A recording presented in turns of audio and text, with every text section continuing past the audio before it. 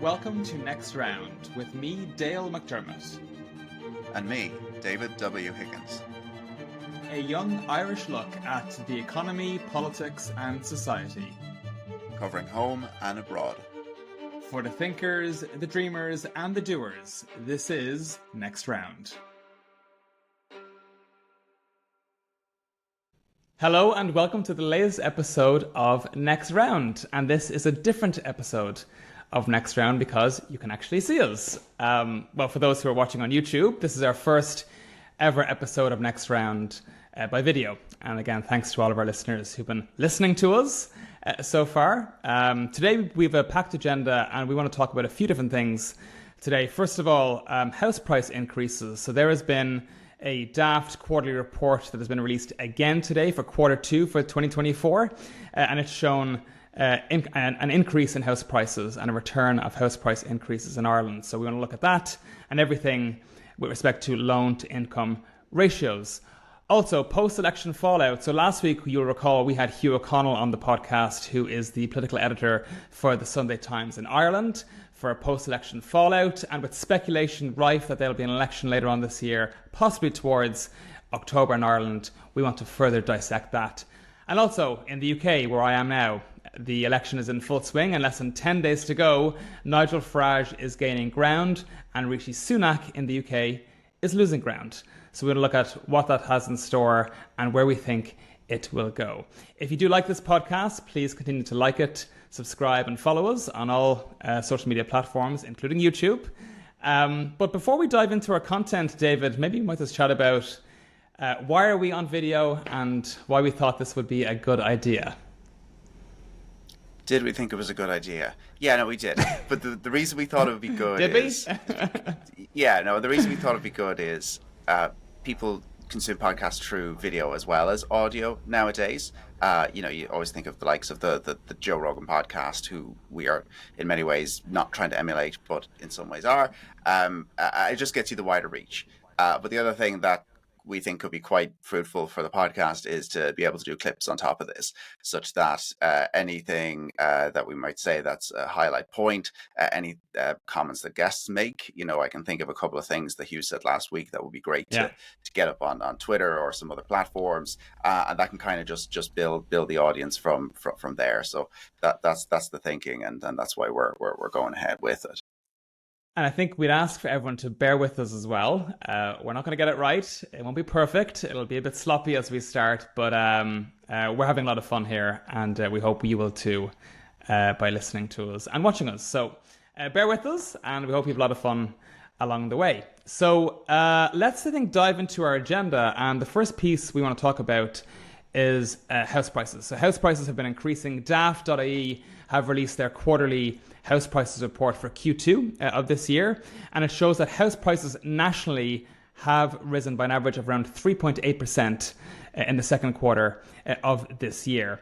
So the typical listed house price nationwide is around €340,000, which is 6.7% higher than in the same period last year, and a total of 35% higher since the start of the COVID-19 pandemic. So house prices are back up with a bang. I know in earlier episodes we had noted that there had been a bit of a stall and a softening in house price increases in Ireland.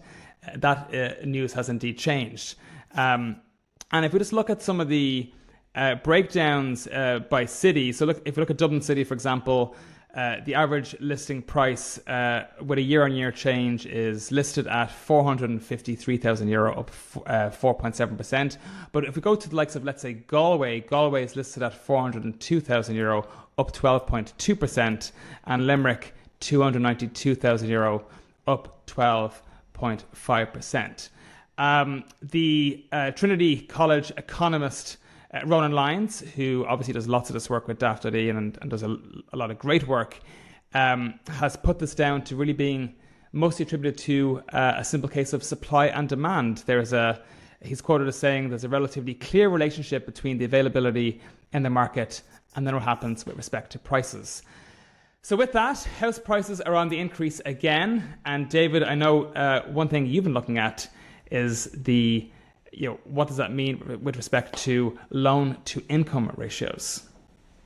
Yeah, so we've seen this pick up in house prices in the past year, which has exceeded the pace of income growth. And I had been making the point throughout last year that there were some signs of hope that we might have incomes rising faster than house prices. But the reason loan to incomes come into this equation is what the central bank lending rules have done.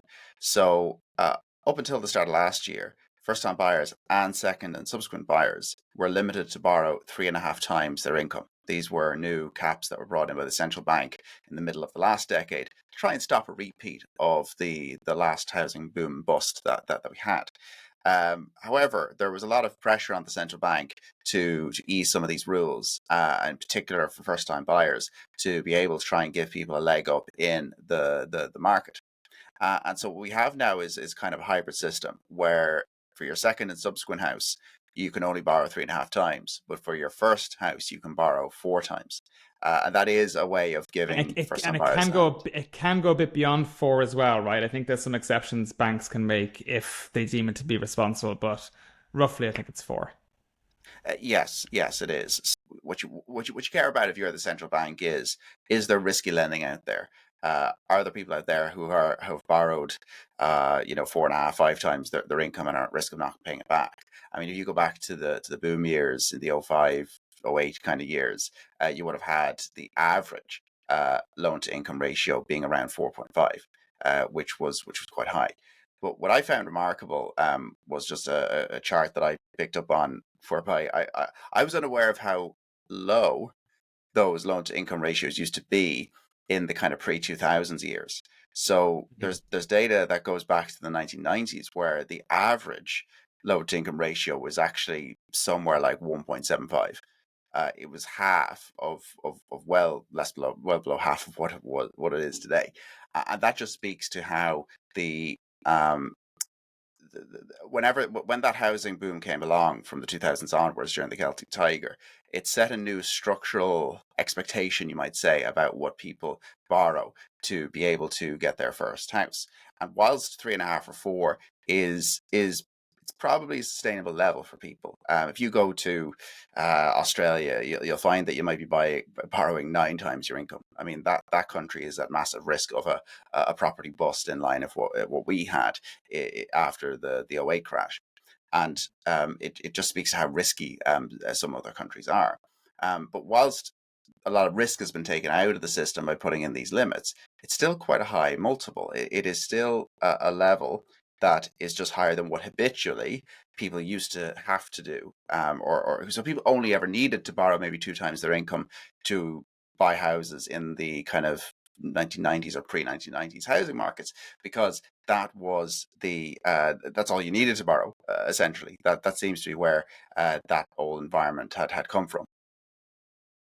Now we've seen as well, so just from the chart for those who haven't seen the chart, going back to 87 to the mid 90s, in Ireland is about 2.8 was the house price to income ratio on homes. Went up to 4.7 and is in 2019 and is now 4.8. But that looks at the country as a whole, David, if I'm right. What if we zone in on, let's say, Dublin, the economic capital, where we've seen significant house prices in the round over the last number of years? I've looked at, and I've seen some data online as well before, where like you're looking at, let's say, a price to income ratio of upwards of 9.4%, as you referenced in Australia. So there's a huge increase in that number with respect to the capital. That might go to explaining as to why we're starting to see double-digit house price increases in the likes of Limerick, in the likes of Galway, as I explained in the opener, where people are effectively fully priced out of a Dublin market and are now Yeah. moving beyond the metropolis. Yeah, so just on your point there, so there's really 2 points here. One is loan to income, which is Yeah, what the central bank had been talking about recently, and then there's price to income. Now the two are yeah, typically quite similar, but there's a second source which you referenced there, which is the price to income, and the price just tends to be a bit higher. Why? Because people put a deposit down, and the deposit 10%. is the Yeah. difference between the loan and then the actual price that you're paying. But Demographia are a great organization. They piece together house price to income ratios across a lot of English speaking countries. And the English speaking countries are really worth comparing because they're countries where home ownership is culturally significant. So if you're in the US or Canada, Ireland, UK, or you're in Australia, New Zealand, you've got three corners of the world where, let's put it plainly, the British Empire had their mark there. And the idea of being homeowners and that kind of cultural attitude that came with it have very much persisted. But what's remarkable is that if you go back to the late 80s or 92, that figure you mentioned of 2.8 for Ireland, that was pretty consistently the level across all six of the countries that I mentioned. So Right. even if you're in those countries back then, they were much wealthier back then. Ireland was quite poor. The UK was kind of somewhere in the middle, but they all had housing affordability, which was much better. And this goes, I think, to a narrative that's out there, which is okay. Was the cheaper housing that our parents' generation enjoyed just a feature of Ireland being poor? And I think this data comprehensively says no to that. There used to be developed and wealthy countries that had quite affordable housing in their private markets. But a lot has changed in recent years that have led to those increases. Now, sorry, you asked me about just holding this back to Ireland and the price changes that we've seen in recent times within the Yeah. cities. Yeah, yeah. Yes, So because you're there. seeing like these are taken on the round. These are taken as national averages. But what matters, I think, even more is where within a country. Yes, yeah, and actually, what you find is that look, people may disagree with this. I'm kind of speaking to numbers here, but the cities outside of Dublin uh, are obviously more relatively affordable than Dublin, but they actually stand up very well vis-a-vis these other cities in other They do. English-speaking countries. So if you were to line up the top six Irish cities, well, there probably are only six Irish cities because we're small to a country. But if you lined up I think five. the I six, think we have five. I think we have five cities. I think. Do we? Or is it- yeah, yeah, and then you get into the question marks over Drogheda, What's a for city? example. Yeah, yeah. Yes. People think that Drogheda is a city, and look, if there's anyone from Drogheda listening to this, sorry, I don't think you're a city, but you could still write that if you want. But anyway, point being, if you line up the six biggest markets in Ireland, and if you line up the big top six markets in, let's say, Australia, and you do the same in New Zealand, you will find that Dublin, the most expensive Irish city, is cheaper than the sixth most expensive of the Australian or New Zealand cities. And that is just such a that to me is just says something incredibly stark about one, probably how much of a bubble there probably is out there down under in Australia and New Zealand.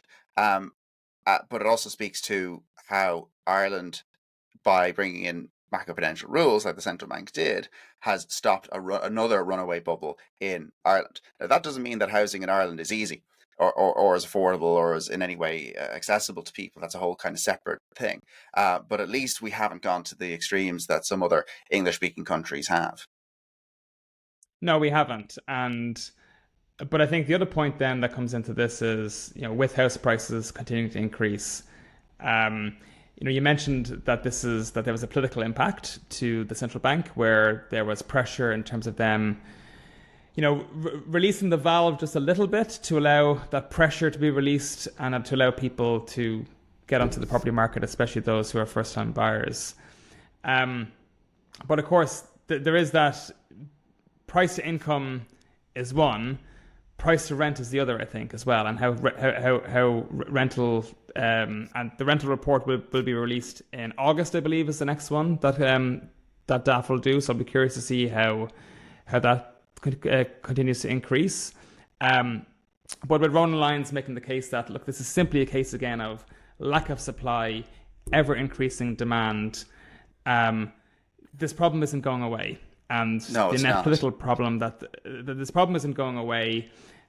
We thought that there might have been a bit of a softening last time. That has now completely changed, and we're seeing house prices once again picking up pace. Yeah, and part of the supply problem, So there's two aspects to supply. One is that you're building new homes, and that helps adding supply.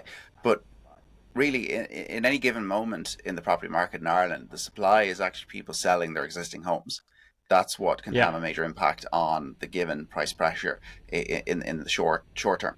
And what you've been seeing in the years coming out of COVID is people sticking to the homes that they have. If you're on a 5-year fixed mortgage and you had an interest rate that was in the pre-COVID year, or the kind of the pre-high interest rate years, you're not going to want to sell your property and then have to move up to a higher interest rate by refinancing it. Now, interest rates haven't gone through the ceiling, but they are a step up higher compared to what people had from before. So people are probably holding on to their existing properties and not wanting to move for that reason.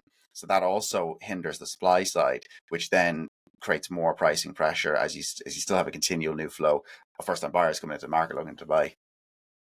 Yeah, I think just to bring some of those numbers to life. So the number of second-hand homes available to buy nationwide June 1st stood at just over 11,350. So that's down 18% year on year. And it's actually less than half of the from 2015 to 2019, the average was around 25,000. So there's a significant decrease in the level of available stock of second-hand homes in the market, which again just further exacerbates the point. Less supply in the market means that we're going to see house prices increase. So this is a pretty, I mean, it's a political issue not going away. And I just wonder, how this will actually play into politics, and with a possible general election on the offing now in Ireland. Will we see this as being, the top issue facing parties as they go towards campaign mode? Yeah, we are. There's a question as to whether it's directly the big issue or indirectly. So if migration is Yeah. still the big issue, then it's still housing. Right. It's just migration is the thing that people think will be a way of making homes more affordable. Is that we've too many people coming into the country? That's what the migration topic is. Whether you agree with that sentiment or not, that's what it means for that issue to become the more important one. But yeah, housing is going to resurface. I remember the cadence, the kind of sequencing that we had during the 2020 general election. We at the start of that campaign, we actually had separate housing and health debates on television, separate to the kind of leaders' debates that were done by the main parties. That's the extent to which the media tend to pick out the top issues and do separate debates on them. That can almost reinforce and set the scene for the general election. We are expecting now, coming off of these local and European elections, that we'll have an October election as opposed to going full term.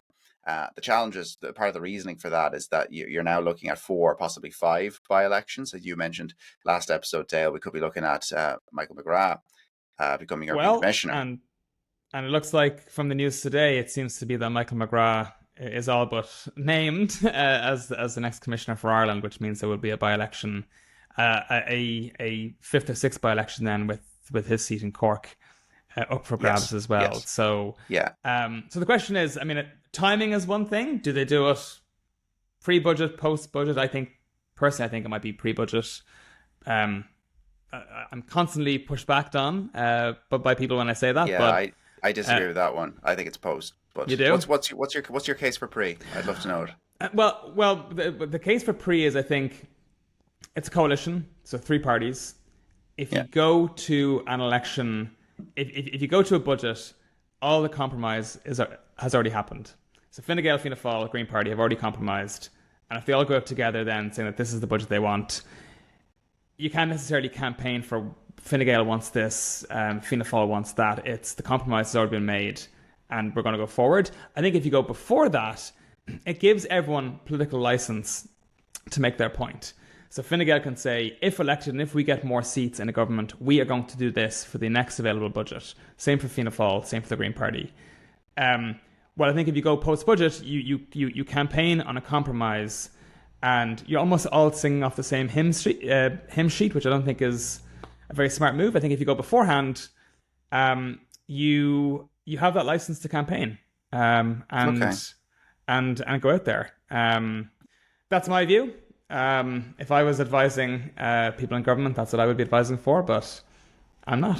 Okay, that's an interesting point. I get what you mean there. It's a way of differentiating.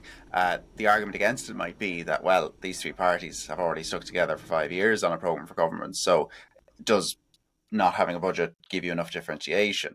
The case that I see for the October, the kind of waiting until after the budget, relates to what the budget is there for, and some changes that are necessary in the budget. So in each budget, we do things like give moving of tax bands, increasing of social welfare payments, those kinds of things, and a lot of those things, particularly the social welfare side, relates to quite more vulnerable people. If you don't move those up, you're not keeping in pace with inflation. I know inflation is much lower now, but if you don't do that, then those groups will say, gosh, you have basically you kind of worsened our standing. And the reason I say delaying the budget is a problem is because I'm expecting government formation period here to be, Oh yeah, it could be 5 or 6 months. This is going to be a good. long government to form.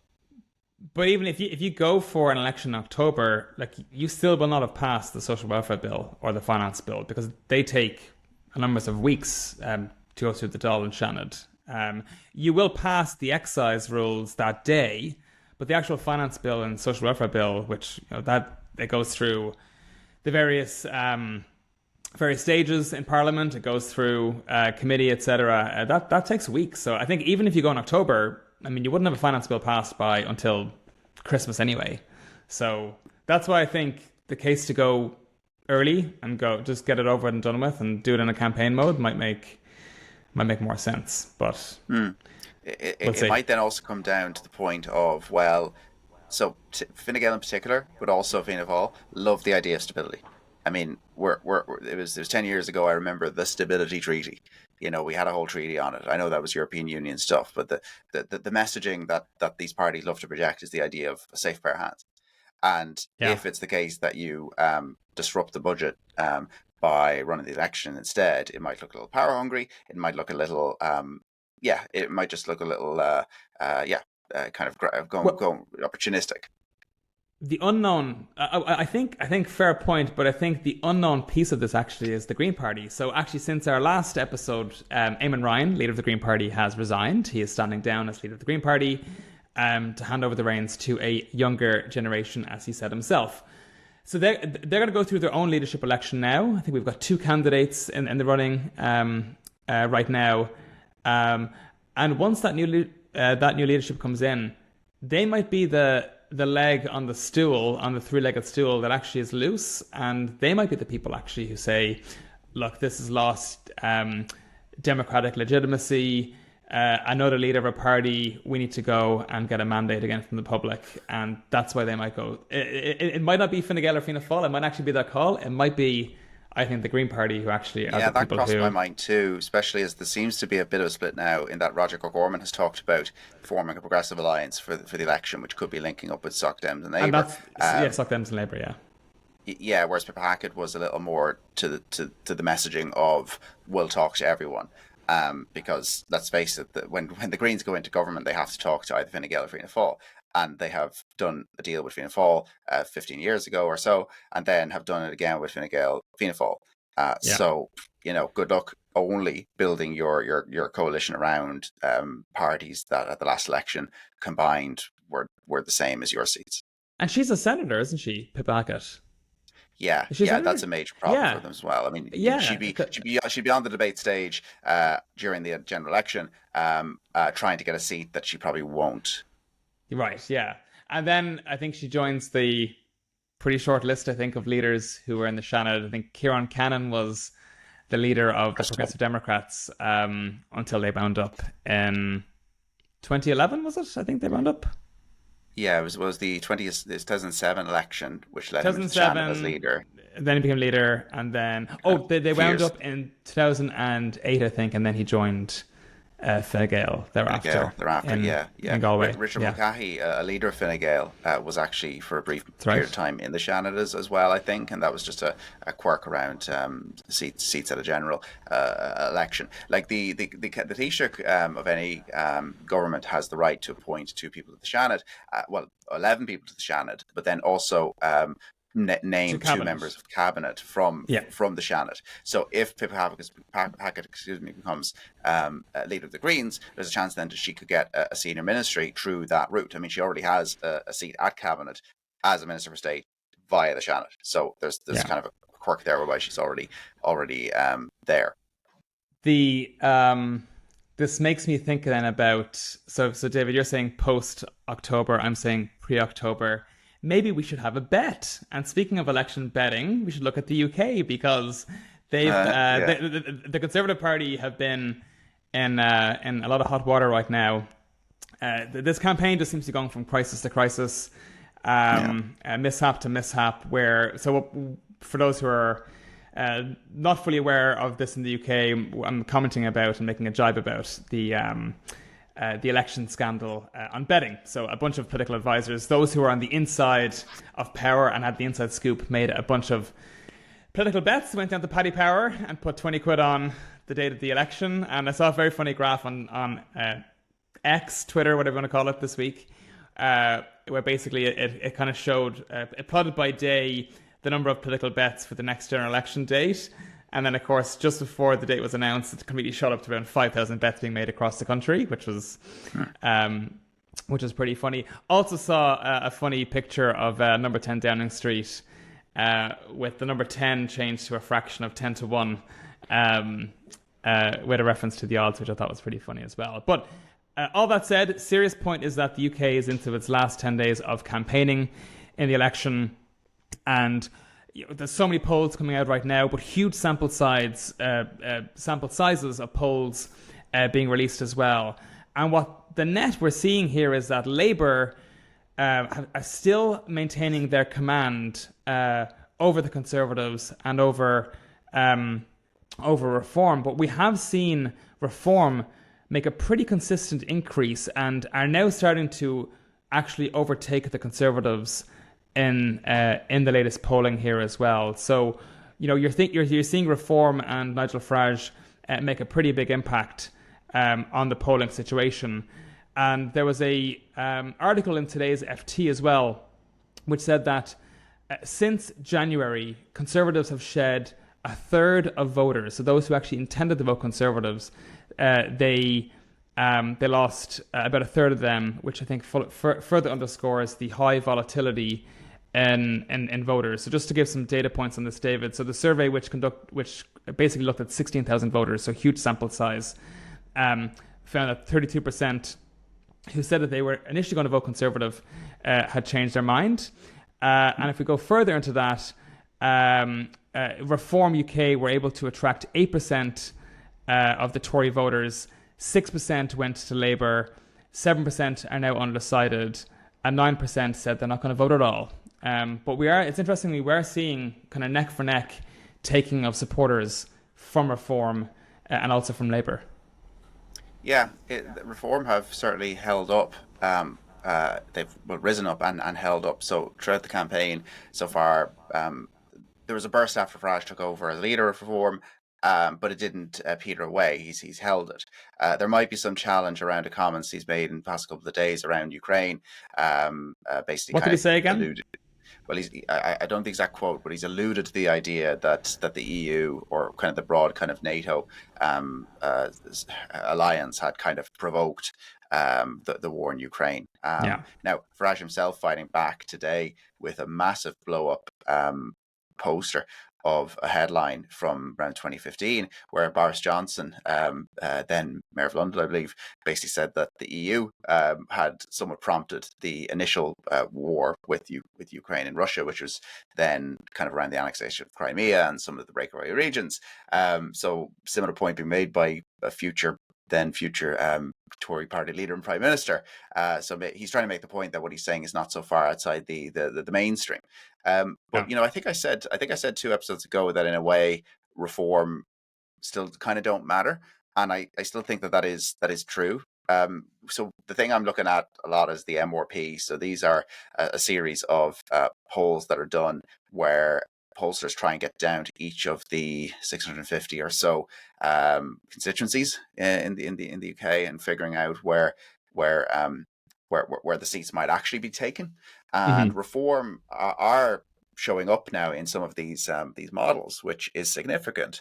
But it's still, I mean, the highest number of seats that any one of those gives Reform is 7 seats. So it's not they may well have a very impactful election from a news point of view, but they may well just slide into nothingness throughout Hmm. the next couple of years. The big thing is that they are going to be taking scalps off the Tories here by denying them seats. Those seats will go to Right. Labour, but by denying the Conservative seats, it brings the gap between Conservative and Reform closer. Now, the range of seats for the Tories is exceptionally wide, but all of them are exceptionally low.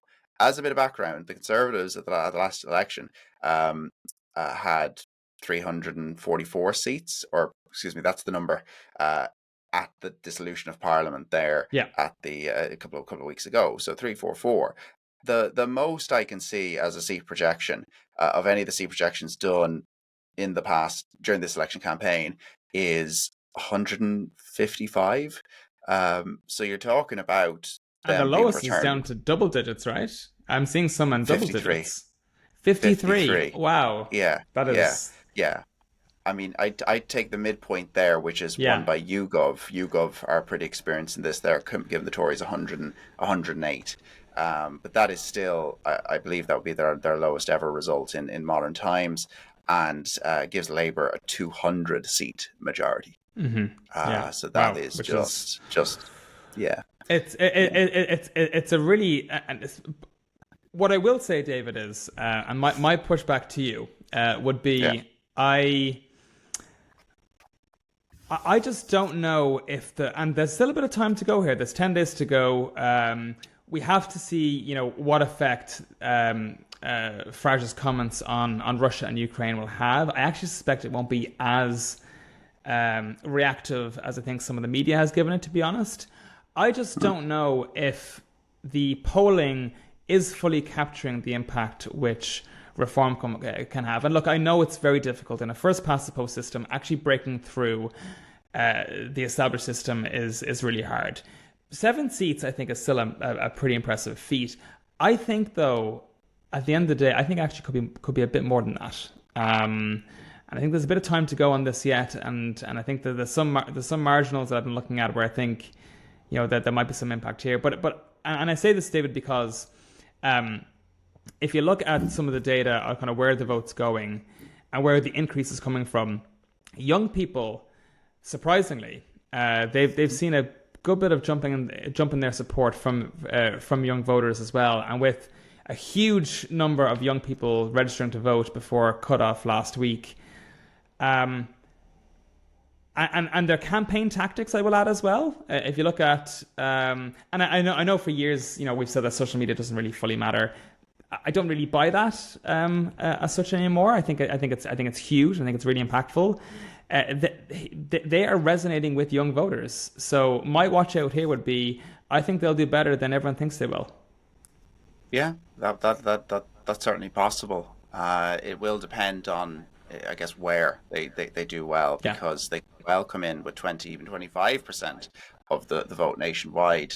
If some unforeseen notch up higher happens, maybe a quirk of turnout on the day. But just the way the seat system works in the UK is very much yeah, against them. But again, yeah, they can surprise the upside from those MRP polls as well. The party which I think is also worth mentioning is the Liberal Democrats. yeah, Party is very much in the backgrounds of British politics ever since their time with Nick Clegg in the coalition with the Conservatives, but also Brexit also further marginalised them, because that was just really tough if you were in any way trying to carve out any Remain angle on things.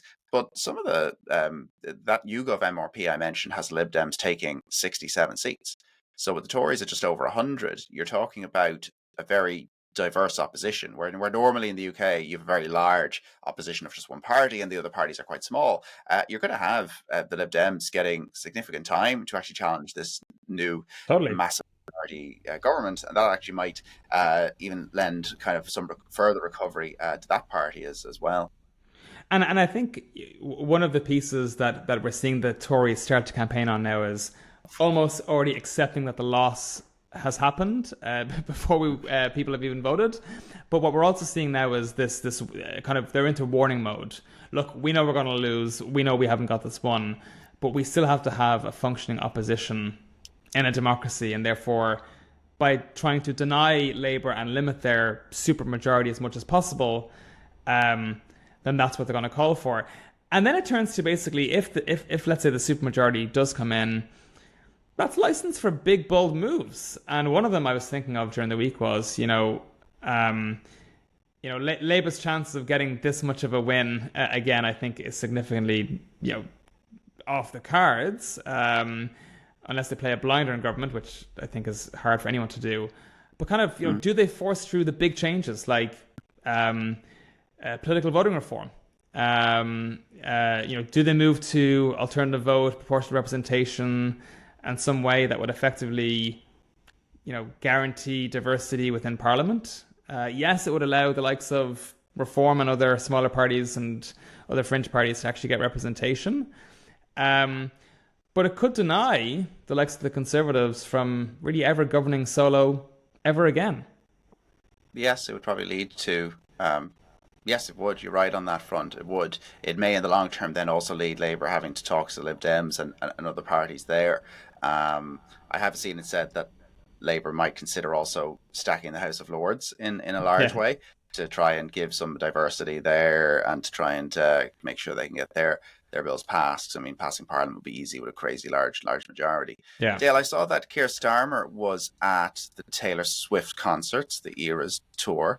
Did you have tickets in London to that? So I'm going to be really honest here, David. I don't really understand this. I like some of Taylor Swift's songs. But from the likes of Swiftflation to Swiftonomics to basically every single person who was even remotely famous was in London. Was at this Taylor Swift concert. I was not at the Taylor Swift concert. I was at dinner instead. Had a very nice time. Was happy to have not gone, but I hope everyone had a really good time. So, and she was also she's in Dublin, I think, this weekend. If yes. I'm right, have you tickets? No, I don't. Okay. I admittedly had tickets to her last tour, so I went with a mutual friend of ours. But the interesting thing about these dates, the 28th, 29th, and 30th, those are the last 3 days of quarter 2. And why does quarters matter? Well, that's how we measure our GDP. And if there is to be a boost to the Irish economy from the Taylor Swift concerts, that will come through in our Q2 GDP data. But why do I mention this at all? In the UK, Bloomberg reported on this, that apparently the Bank of England are now considering that because the Eras tour fell in June, and because there's always a big boost to the economy when these concerts roll through, that it might actually delay the next Bank of England rate cut. So there you go. Just one artist can actually have a whole effect on monetary policy. Well, actually, no. I think what we can say here is, so if the Bank of England decide not to make the anticipated rate cut, everyone who is a mortgage holder or a debt holder in the UK can blame Taylor Swift for the continued cost of carrying their debt. Is that fair? Okay. What you're saying, Dale, is you knew she was trouble when she walked in. I did. Very good. Very good. Okay. Okay, so with that, I think we have run out of time. So want to just first of all thank everyone again for listening to us and also for the first time watching us. If you did like this episode, please share, subscribe, do all of the things that we need to help grow this community and keep on showing us support. Your support, your viewership means a lot to us. Thank you very much for listening and for watching. And look forward to seeing you and talking to you next week. Thanks again and take care.